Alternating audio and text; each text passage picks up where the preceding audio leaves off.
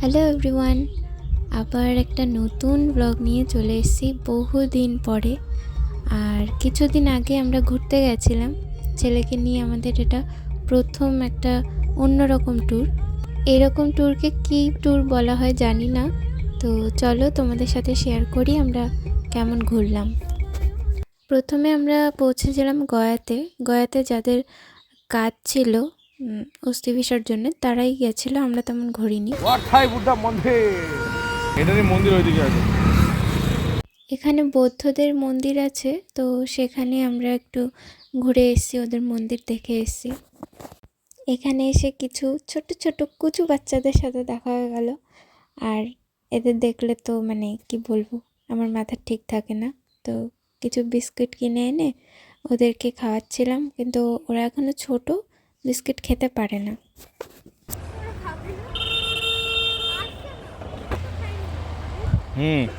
সব দিয়ে দাও না, খাবে না, ওদের মুড নেই।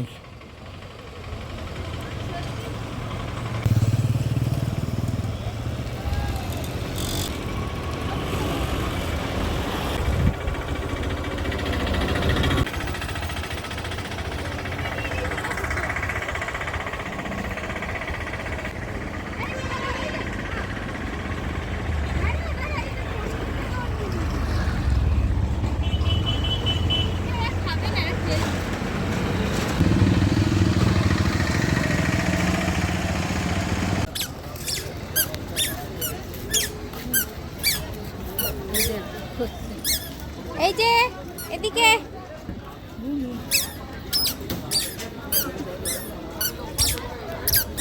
ওই অংশ কই, আর যায় না,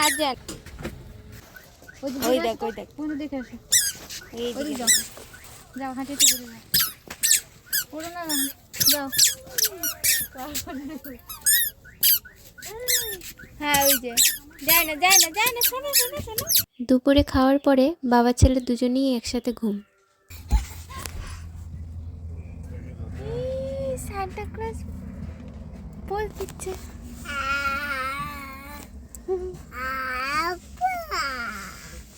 মহাকুম্ভে আমরা তেমন ঘুরতে পারিনি, আর কোনো ভিডিও নিতে পারিনি, কারণ ছেলের হাতে প্রচণ্ড ব্যথা হচ্ছিল। ও খুব কান্নাকাটি করছিল, কেন জানি না। তারপরে যখন ডাক্তারের কাছে নিয়ে যাই, ডাক্তারের কাছে গিয়ে আর কোনো ব্যথা নেই, মানে কেন কিভাবে হলো কিছু বুঝতে পারলাম না। এই প্রথম নিজেদের এক্সপিরিয়েন্স হলো যে ডাক্তারের কাছে গেলে রোগী ঠিক হয়ে যায়, মানে এটা সত্যি।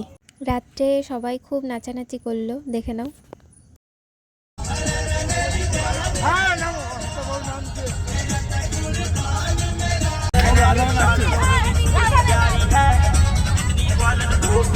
सबसे न्यारी है कैसे जानत सारी है कैसे जानत सारी है देखी रानी तू बरसाने वाली है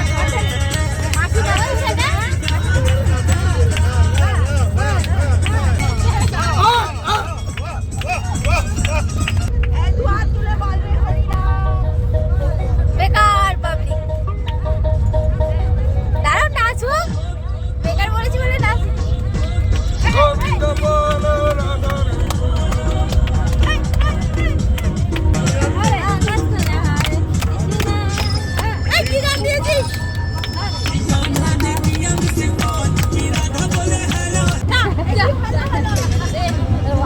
सामने एक नया सुपरमार्केट खुलने वाला है, क्या करें कि मेरे पुराने ग्राहक भी रहें और मुझे नए ग्राहक भी मिल जाएं।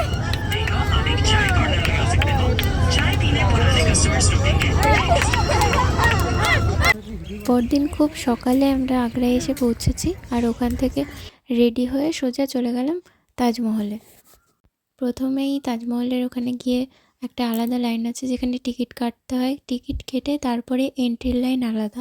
তাজমহলে ভেতরে যাওয়ার সময় কোনো রকম সেলফি স্টিক নিয়ে যাওয়া যাবে না, এমনকি খাবার, জলের বোতল এগুলোও ভেতরে এন্ট্রি করে না।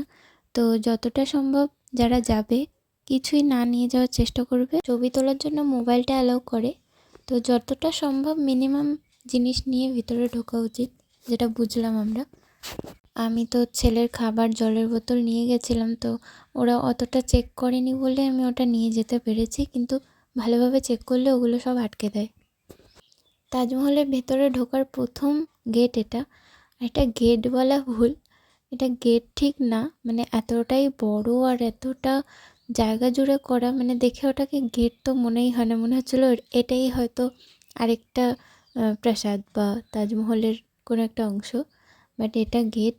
তারপরে ভেতরে এন্ট্রি করে তারপরে গিয়ে তাজমহল। আর এই সকালবেলা মোটামুটি ভালোই ভিড় ছিল।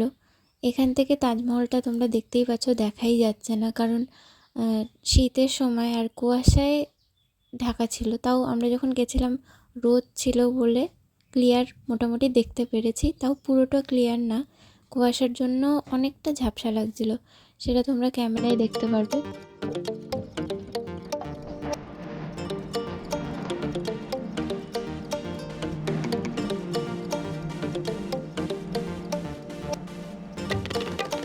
ভেবেছিলাম ভেতরটা দেখবো না, কিন্তু সবাই চাইছিল ভেতরে কী আছে সেটা দেখতে যাবে। টিকিট কেটে আমরা ভেতরে গেলাম। কলকাতার ভিক্টোরিয়াতে যেমন সুন্দর ছবি ওঠে, তাজমহলেও ঠিক বাইরেটা তেমনটাই, ছবি তোলার জন্য খুবই সুন্দর। আর কাঠ, যে মানে পাথরের কাজ, সেগুলোও অসাধারণ।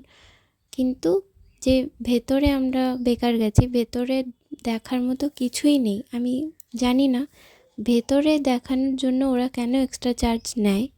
ভেতরে কিছুই নেই দেখার, জাস্ট ভেতরে ঢুকলাম, একটা রাউন্ড মারলাম, ব্যাস বেরিয়ে আসলাম, কিছুই দেখার নেই। কিন্তু বেরিয়ে এই বাইরে পেছন দিকে যে জায়গাটা, এটা অসাধারণ ছিল। আর এই টাইমটাতে, সকালের টাইমটা যখন রোদ এখানে পড়ছে, এই সময়টা খুবই সুন্দর, ভালো লাগছিল। আশা করি বিকেলের টাইমটাও মনে হয় এরকম সুন্দরই লাগে, বাট এখানে এসে ভালো লাগলো।